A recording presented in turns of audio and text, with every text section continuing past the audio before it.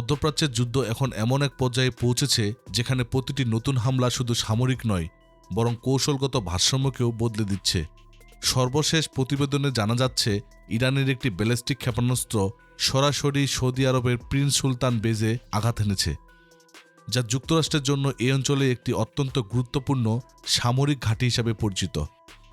এ হামলায় অন্তত 10 জন মার্কিন সেনা আহত হয়েছে, যার মধ্যে 2 জনের অবস্থা গুরুতর বলে জানানো হয়েছে।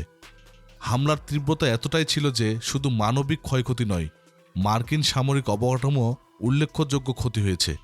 বিশেষ করে যুক্তরাষ্ট্রের আকাশে জ্বালানি সরবরাহকারী KC-135 স্ট্র্যাটো ট্যাঙ্কার বিমানগুলোর একাধিক ইউনিট ক্ষতিগ্রস্ত হয়েছে বলে রিপোর্টে উল্লেখ করা হয়েছে।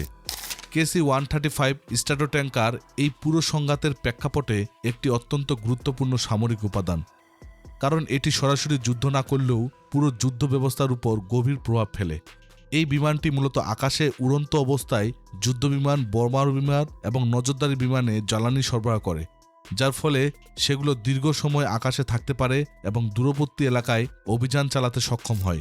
প্রিন্স সুলতান এয়ারবেসে এ ধরনের বিমান ক্ষতিগ্রস্ত হওয়া মানে শুধু একটি সামরিক সম্পদ হারানো নয়, এটি যুক্তরাষ্ট্রের আকাশভিত্তিক অপারেশনের সক্ষমতার উপর সরাসরি আঘাত।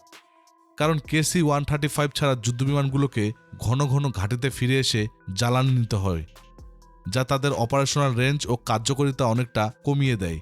তাই এই বিমানগুলোকে লক্ষ্যবস্তু করা একটি কৌশলগত পদক্ষেপ, যার উদ্দেশ্য হচ্ছে প্রতিপক্ষের দীর্ঘমেয়াদী যুদ্ধ পরিচালনার সক্ষমতাকে দুর্বল করে দেওয়া। 4 সপ্তাহ ধরে চলা এই সংঘাতে মার্কিন বাহিনীর উপর চাপ ক্রমেই বাড়ছে। যুক্তরাষ্ট্রের সেন্ট্রাল কমান্ডের তথ্য অনুযায়ী এই সময়ের মধ্যে 300-রও বেশি মার্কিন সেনা আহত হয়েছে।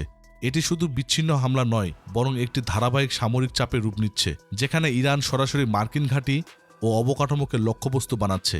সোশ্যাল মিডিয়ায় ছড়িয়ে পড়া স্যাটেলাইট ছবিগুলোতে দেখা যাচ্ছে ক্ষতিগ্রস্ত মার্কিন বিমানগুলো রানওয়েতে দাঁড়িয়ে রয়েছে, যা এই হামলায় বাস্তব প্রভাব স্পষ্ট করে দিচ্ছে।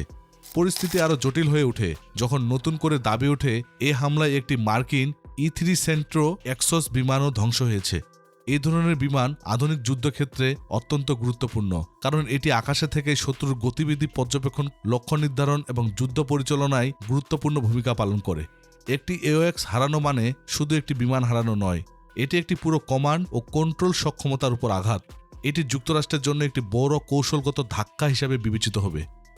এই ঘটনাগুলো দেখিয়ে দিচ্ছে এই যুদ্ধ আর শুধু ইরান ও ইসরায়েলের মধ্যে সীমাবদ্ধ নেই, এখন এটি সরাসরি যুক্তরাষ্ট্রকে জড়িয়ে ফেলেছে এবং মধ্যপ্রাচ্যের সামরিক ভারসাম্য দ্রুত বদলে যাচ্ছে।